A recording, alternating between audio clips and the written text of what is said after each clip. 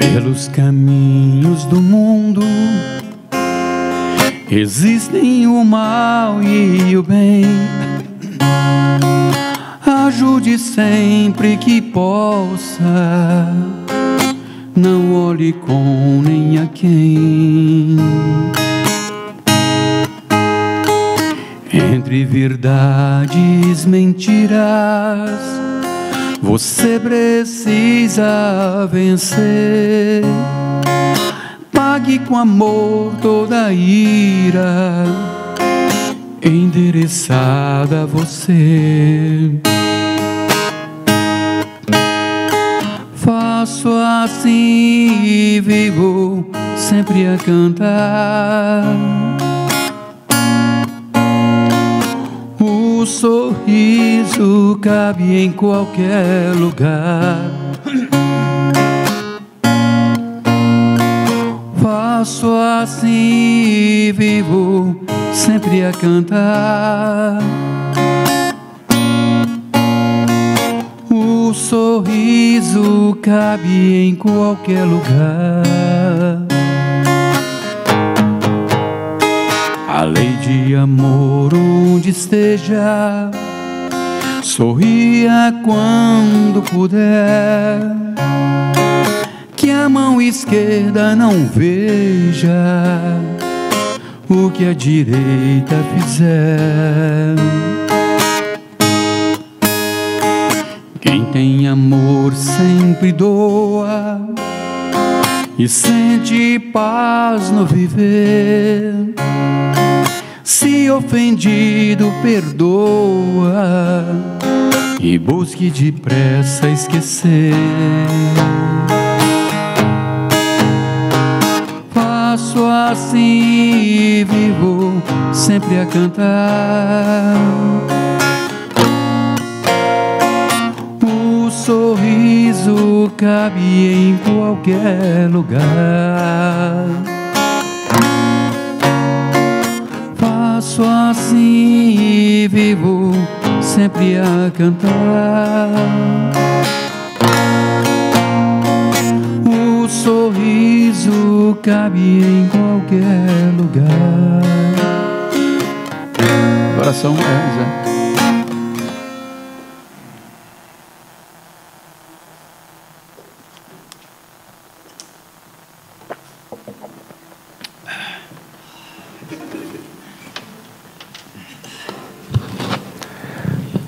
Boa noite a todos. Vamos então fazer a nossa oração para o início dos nossos trabalhos de hoje. Senhor, abençoa neste momento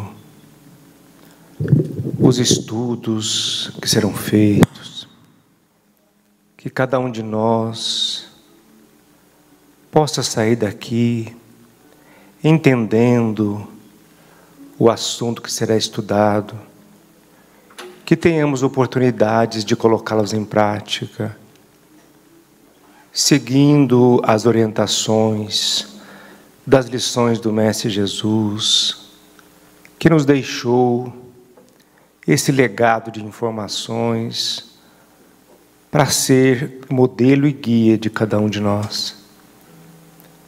Pedimos a proteção dos irmãos, espíritos abnegados que comparecem neste local com o intuito de nos auxiliar, que eles inspirem a palestrante de hoje, que ela possa nos transmitir tudo aquilo que foi fonte de sua pesquisa.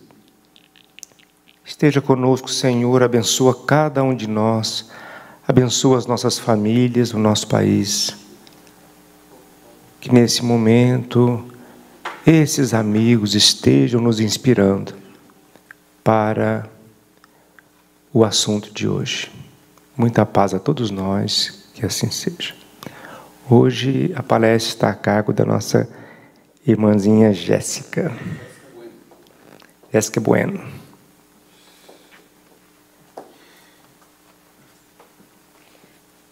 Boa noite. Acho que você tem que levantar o microfone.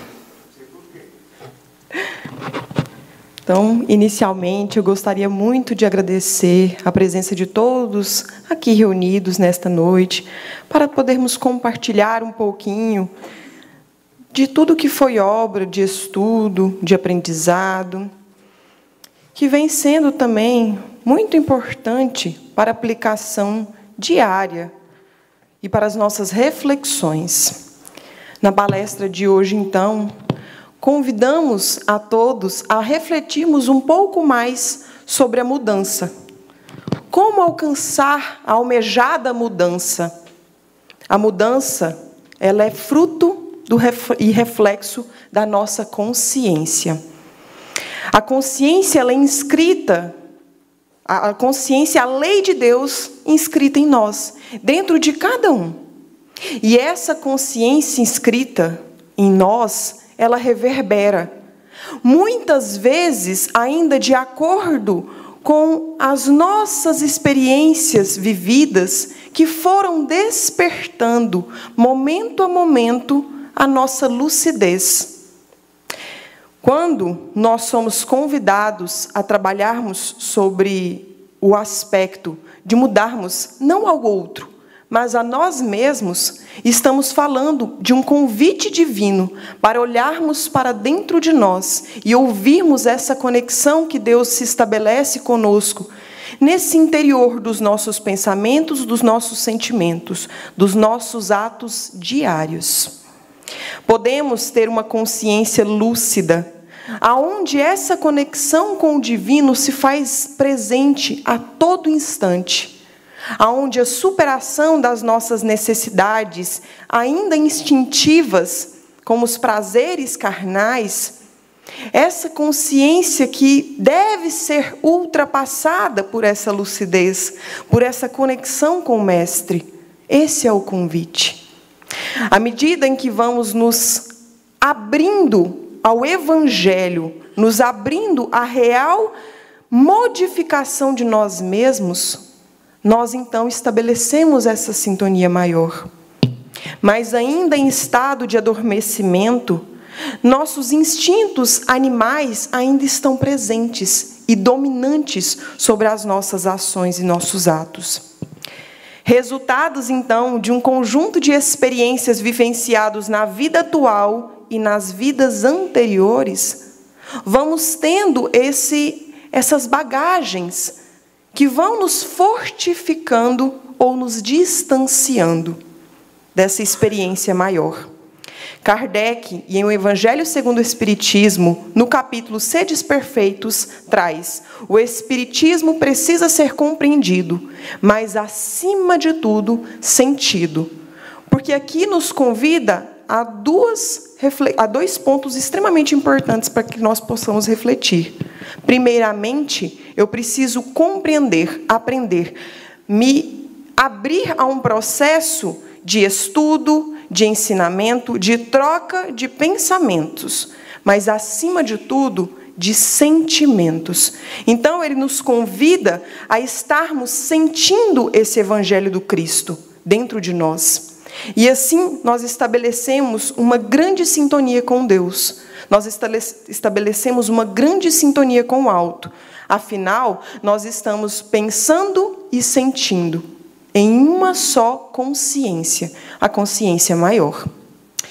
Quando dizemos que nos estudar, aplicar, aprendermos essa vivência diariamente, aí nós estamos sendo convidados a mudarmos.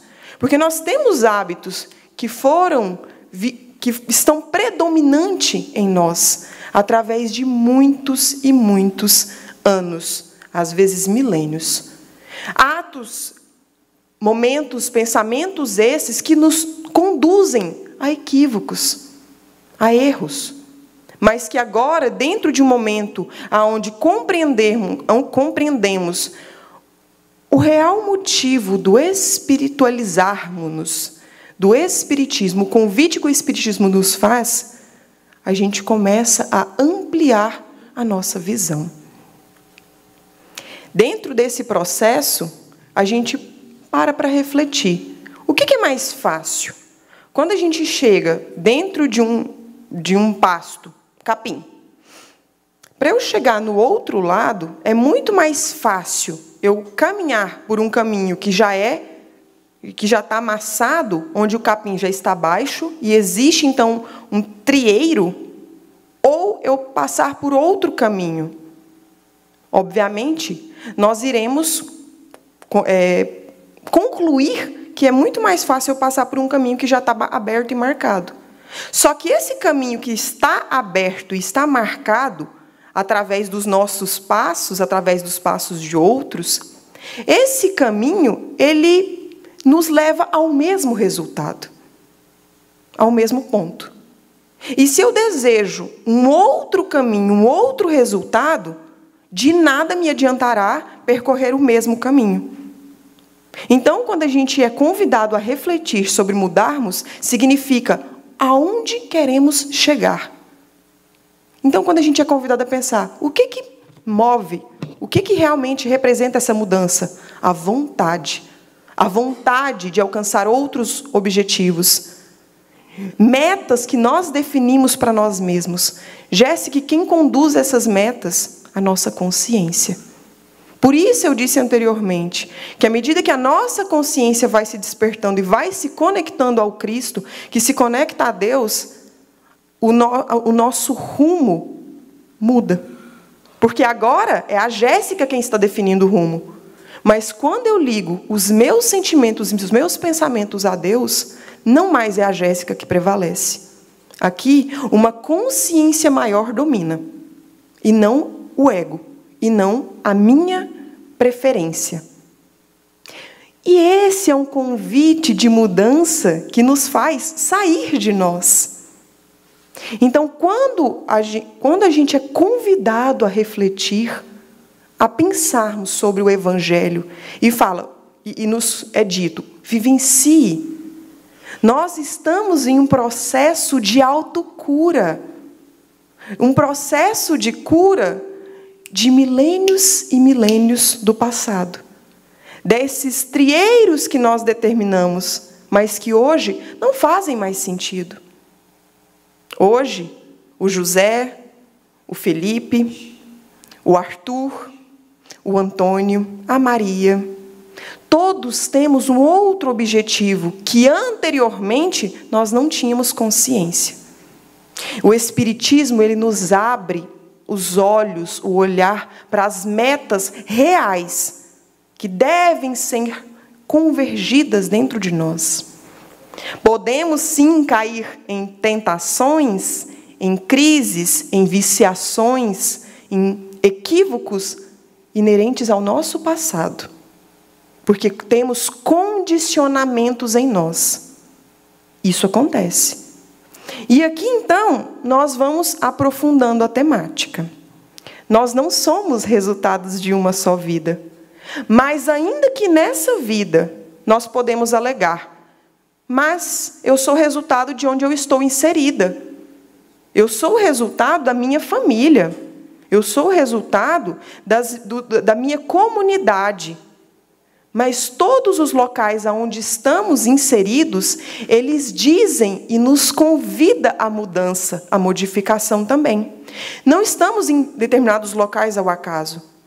Claro que, às vezes, nos vemos tentados a cair no equívoco, mas somos convidados, dentro de nós mesmos, com a nossa consciência e com essa conexão com Cristo, a fazermos diferente. E, às vezes, estamos inseridos em locais, em situações que nos propõem levar essa mudança adiante. Então, às vezes, é muito mais forte eu errar, Jéssica. Não. É uma conexão, é um estado de presença. Aonde eu estou, com quem eu estou conectado, aonde eu quero chegar. Claro que o meu estado de presença, ele me convida a atuar hoje, mas com o objetivo e uma meta no futuro. É um novo caminho que eu quero percorrer. Eu quero alcançar um novo objetivo, ter novos resultados. Nesse ponto, nós novamente podemos dizer: ah, mas é difícil, eu trago situações que estão impregnadas em mim. Elas não determinam quem eu sou. Elas não determinam aonde eu quero chegar. E aqui pegamos exemplos do Evangelho. Maria de Magdala, Paulo. São grandes exemplos de pessoas que se equivocaram, assim como nós. Não nos cabe atirar pedras, não nos cabe apontar os dedos. Porque em outros momentos, graças a Deus, não nos lembramos de todos eles, também nos equivocamos. E pelo véu do esquecimento, não nos recordamos qual foi a gravidade dos nossos atos. Mas não importa, o convite do Cristo é olhar adiante. Às vezes somos convidados a lidarmos com situações, lembranças, vivências, que nos fazem entrar em um processo de dor. Mas esse processo não é para a gente abraçar a dor. É para a gente olhar e falar, eu posso superá-la. Eu posso ir adiante, mas com novas ferramentas. E essas ferramentas vamos adquirindo. Um diamante, ele não deixa de ser um diamante porque ele está no barro, porque ele está sujo de barro. Nós não deixamos de ter a consciência crística inscrita nos nossos pensamentos, dentro de nós, porque estamos envolvidos e influenciados em um mister de pensamentos equivocados que nós construímos, barreiras que nós fomos impondo. Mas à medida que a gente vai falando, então, eu vou aprender um pouco mais. Vou mudar um pouquinho. Aonde vamos chegar? E assim nós vamos acordando essa consciência. Que antes pensava nos meus prazeres físicos, primariamente. Agora, já me convida a olhar para o lado, olhar para o outro. Me convida a olhar para dentro. Porque aquilo que eu vejo fora, eu corrijo em mim. Não tem como um convite de mudança acontecer exteriormente. Ele não se edifica. Porque aquilo que eu estou vendo em volta, ele reverbera algo que eu preciso trabalhar dentro de mim. O fato, então, dessas situações difíceis estarem batendo a nossa porta é um convite. Eu tenho essas ferramentas? Não. Onde buscá-las? Existem várias formas, mas aqui vou trazer 4 formas que Joana de Ângeles nos convida a avaliarmos e nos sintonizarmos. Essas 4 formas são a oração, a meditação, a ação e o estudo.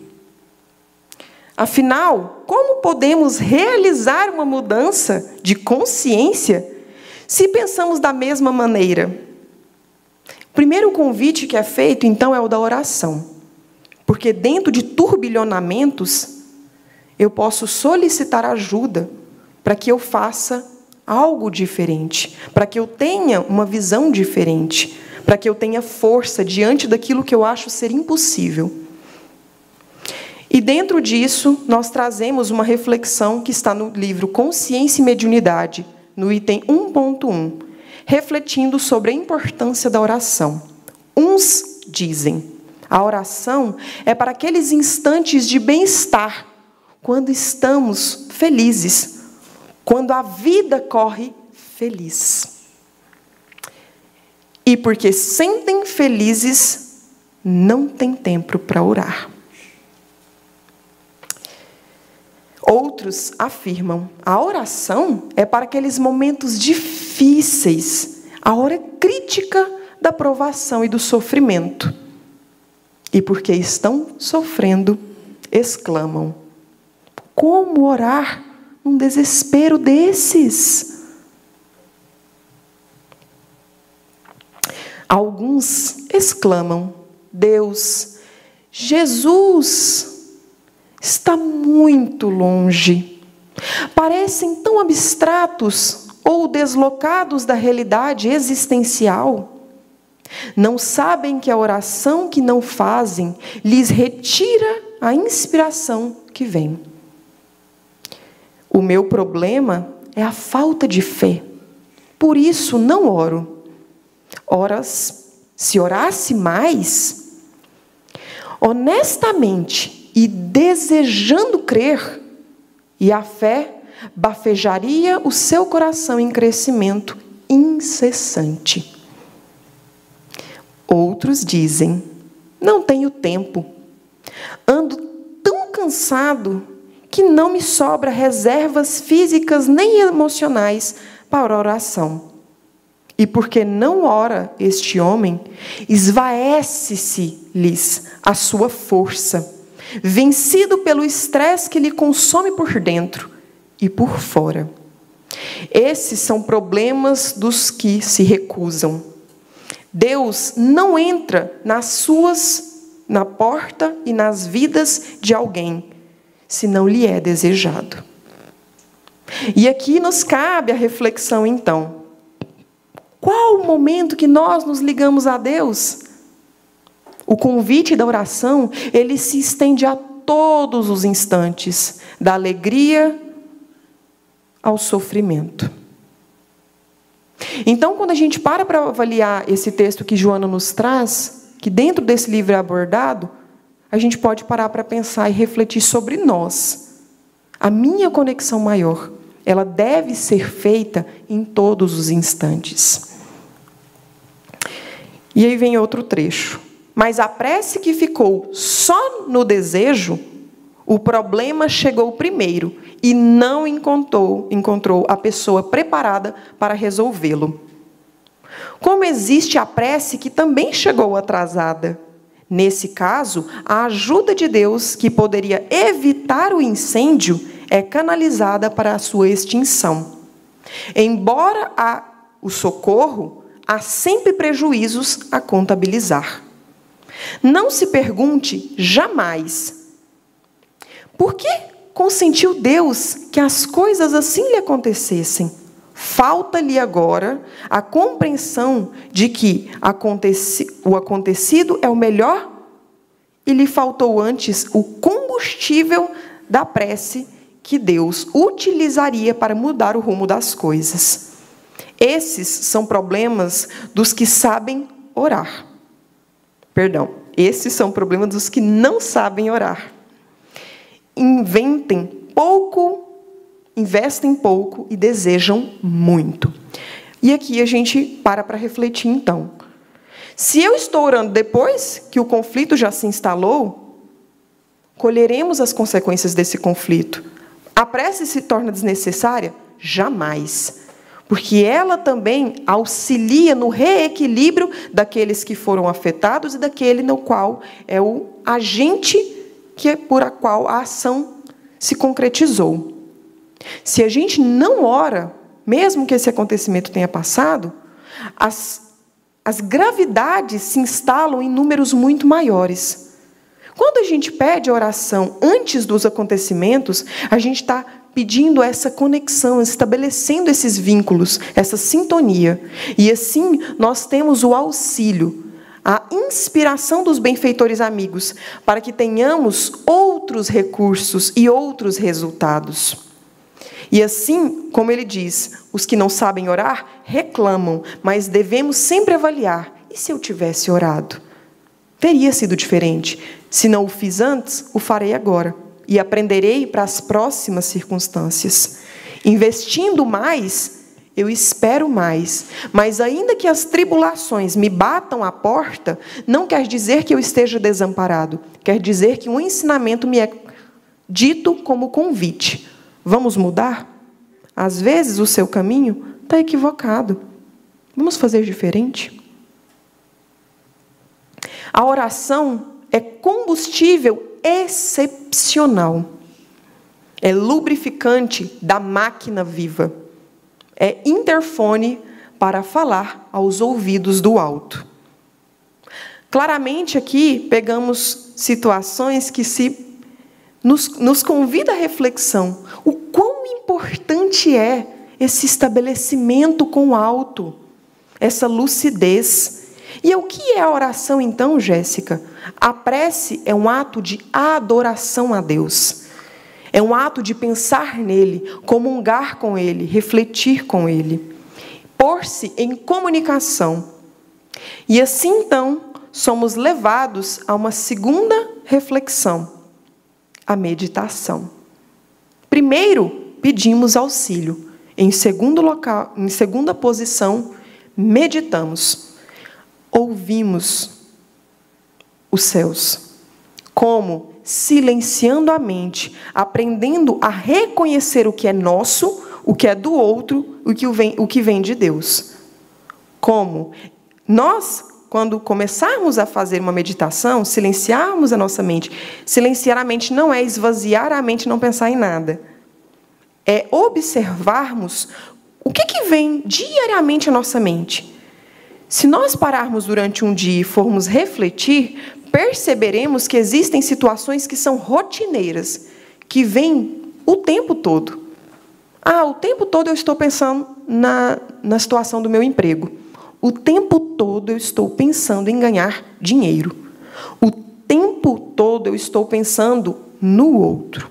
O tempo todo eu estou falando do outro.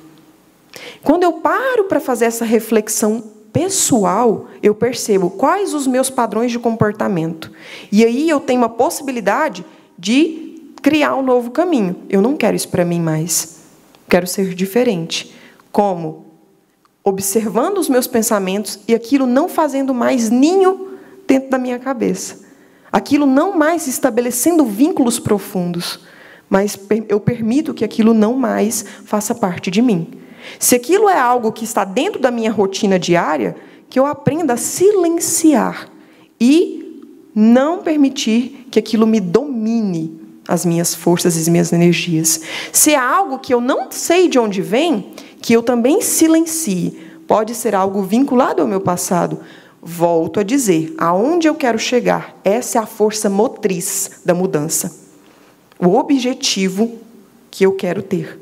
E aí, esse objetivo também deve ser avaliado junto a Deus, através da oração. Quem está me dominando está ali, reverberando na minha mente. Os meus pensamentos buscam qual nível de consciência? Íntimo, de carne, de vivência, daquilo que é material, predomina aquilo que é extrafísico, as minhas relações com o outro, a minha relação comigo, a minha relação com Deus.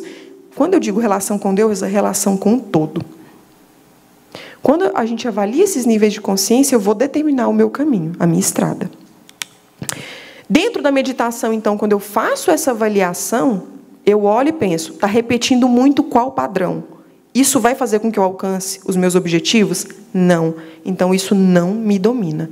Jéssica, como eu posso modificar? Existem palestras, músicas, estudos, que fazem que mudemos a nossa vibração, o nosso padrão de sintonia. E hoje é o que todos nós viemos aqui buscar. Esse alimento para a alma, esse alimento para o espírito. Então, passamos para o terceiro momento, que é da ação. Orei, meditei diante os meus pensamentos, as minhas ações, então, os meus pensamentos e os meus sentimentos, e aí eu parto, então, para a ação. A ação, ela é a aplicação daquelas inspirações altas que vêm até mim. Pergunta como a pessoa está. Estende a mão. Oferece o ombro amigo. Cuidado com os teus pensamentos. Ouve essa palestra. Ajuda determinada pessoa. Busca um conselho. Busca uma casa de oração. São inspirações que vão tendo, que vão chegando até mim. E eu ajo em prol delas e não contra elas. Veio um pensamento tormentoso, quero falar algo para alguma pessoa, silencio aquele pensamento, aquele sentimento eu acalmo, dou um momento para mim, eu vou aprendendo as ferramentas com o tempo. Mas a ação da mudança é esse convite. Antes eu falava, agora eu silencio. Depois eu consigo até mudar um pensamento e fazer uma oração pela pessoa. Então, quando a gente fala da ação, é efetivamente a gente trazer para além de nós. Então, até aqui o convite foi: conecta, ouve, se serena e agora age. E aí a gente vem o quarto item. E detalhe, a ação de quem medita é totalmente diferente da ação daquele que não medita. Ou seja, a ação do que ora, do que avalia os seus pensamentos, os seus atos, aonde eu quero chegar, os meus objetivos, o que eu estou fazendo realmente, é diferente daquela ação da pessoa que é impulsiva. Às vezes a gente olha e fala, nossa, aquela pessoa age muito. Volta essa reflexão para mim, para vocês, no caso, tá? Cada um puxa as reflexões para si. Volta essa reflexão. As minhas ações estão congruentes com onde eu quero chegar? As minhas ações são impulsivas ou são refletidas? A ação de quem medita é diferente, porque ele avalia a conexão com que ele está estabelecendo, porque eu posso estar conectada com outra coisa, com o meu passado, com as energias tormentosas de viciações que eu tenho e que se conectam com de outros que estão ao meu entorno, encarnados ou desencarnados. Quando eu avalio esse conjunto de informações, aí eu tomo uma ação. Qual a minha intenção? Isso vai refletir nas minhas ações, no peso ou no mérito dessas ações. Feito isso, passamos então para o estudo. Por que o estudo é tão importante?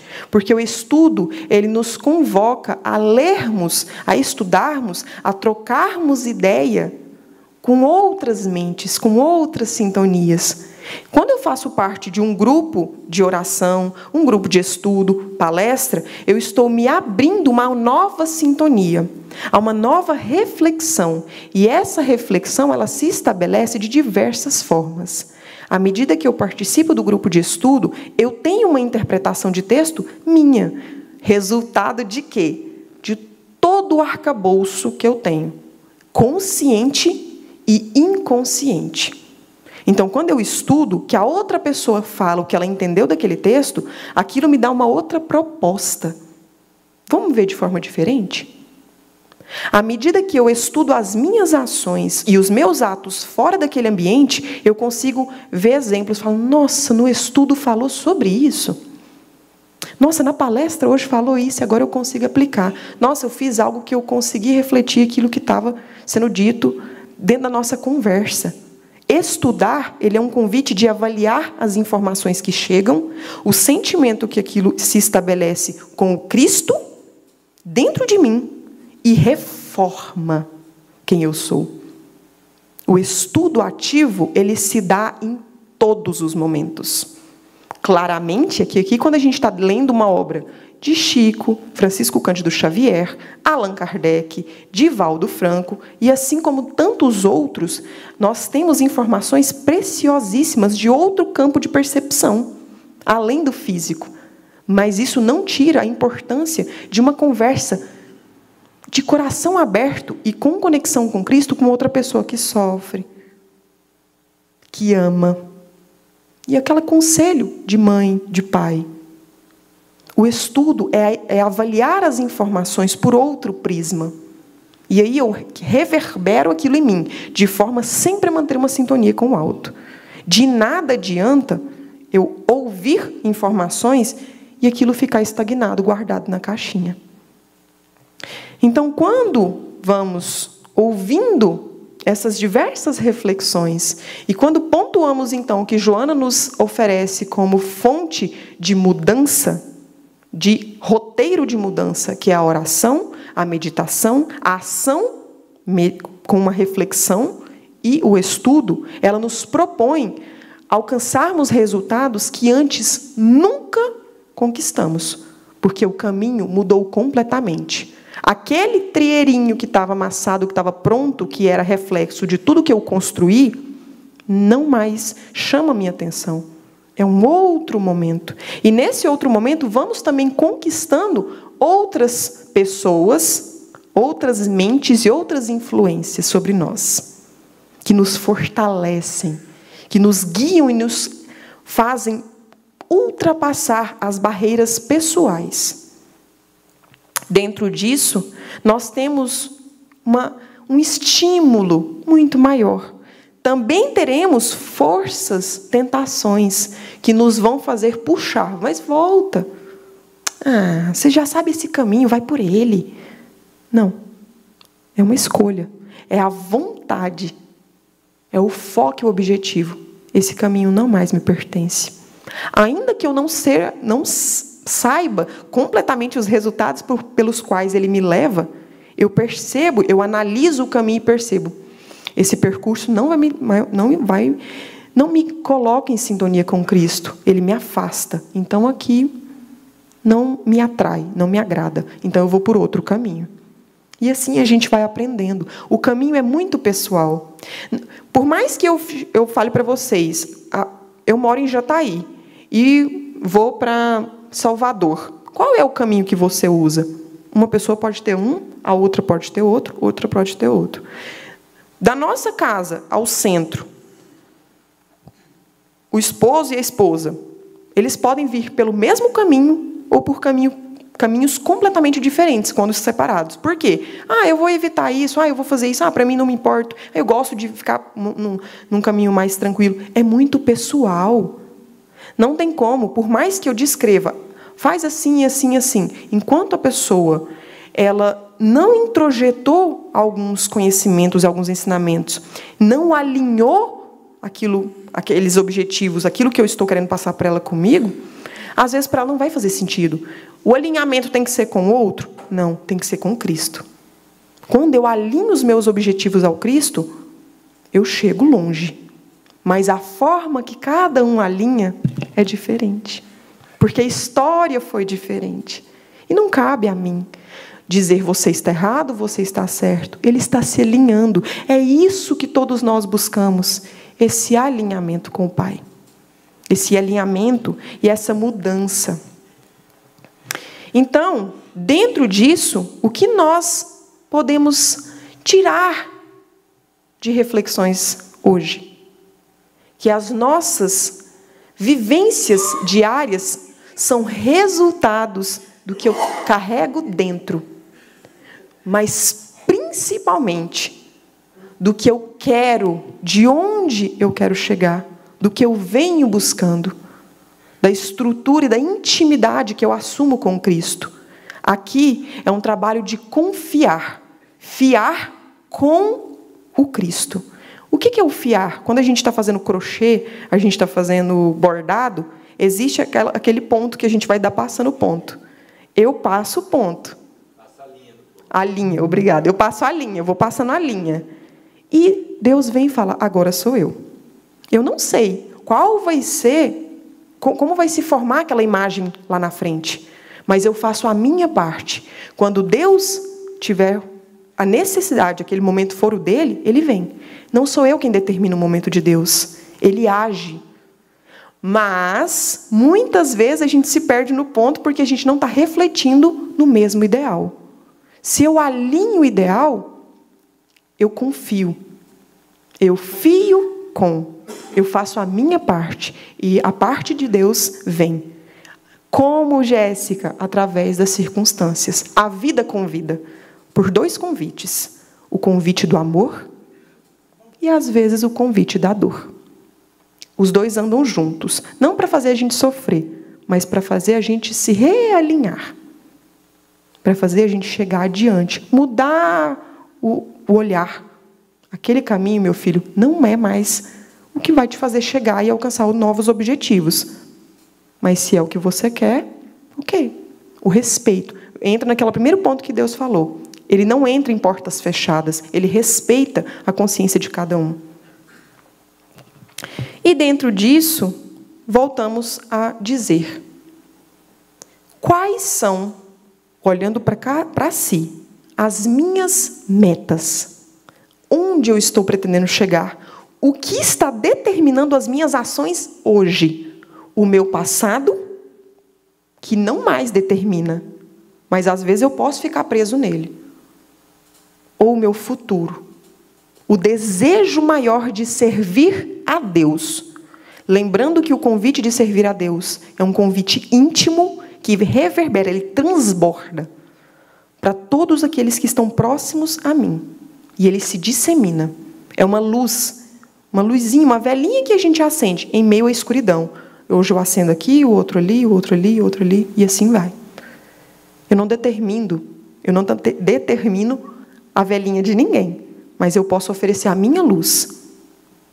E volto a dizer, quais são, então, os meus objetivos, as minhas metas. Aonde eu quero chegar?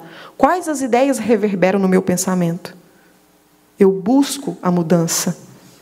A escala evolutiva é única, ou seja, a estrada de cada um é única, mas o objetivo, no final, é o mesmo, ainda que nos percamos pelo caminho. E assim, nos abrindo a novas possibilidades de reflexão, de pensamentos, através dos mecanismos que Joana traz para nós, nós alcançamos a mudança. Nós abraçamos assim aquilo que o Mestre nos convidou a refletirmos. Não estamos apenas vivenciando experiências, estamos sendo convidados diariamente a vivenciarmos o Evangelho. E o convite é pessoal. Mais uma vez, muito obrigada por cada mente, por cada influenciação, cada conquista, que cada um reverbera em si, que reverbera no campo, que reverbera em mim. E eu lhes agradeço mais uma vez. Tenhamos uma excelente noite.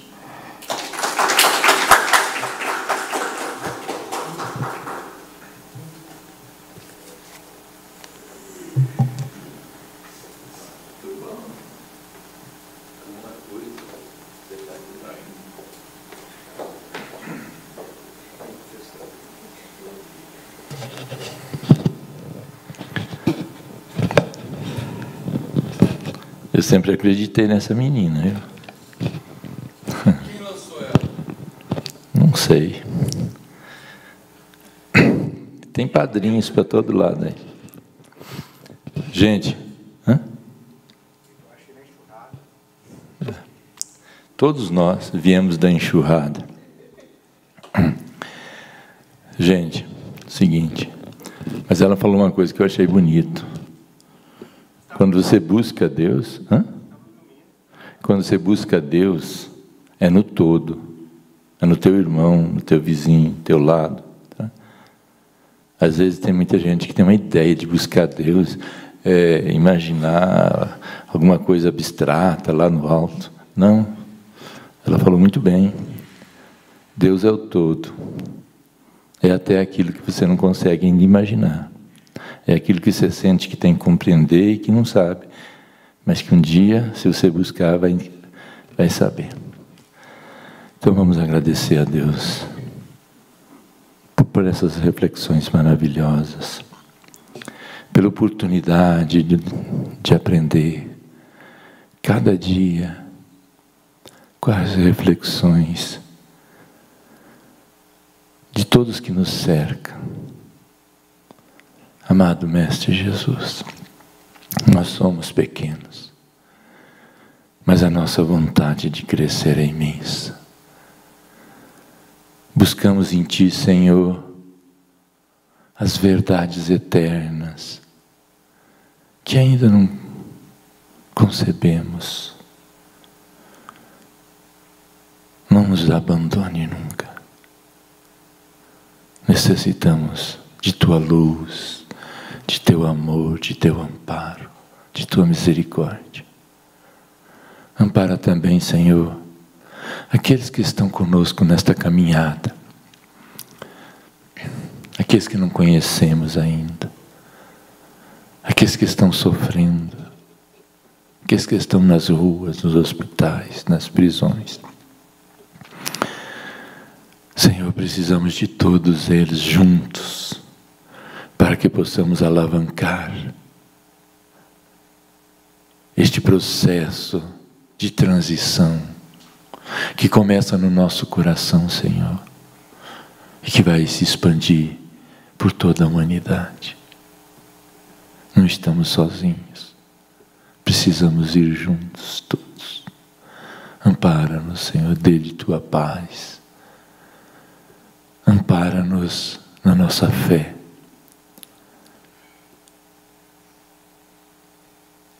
Ajuda-nos a vencermos. Muita paz a todos. Muito ânimo, muita disposição. Estamos no meio da semana, vamos concluí-la com méritos.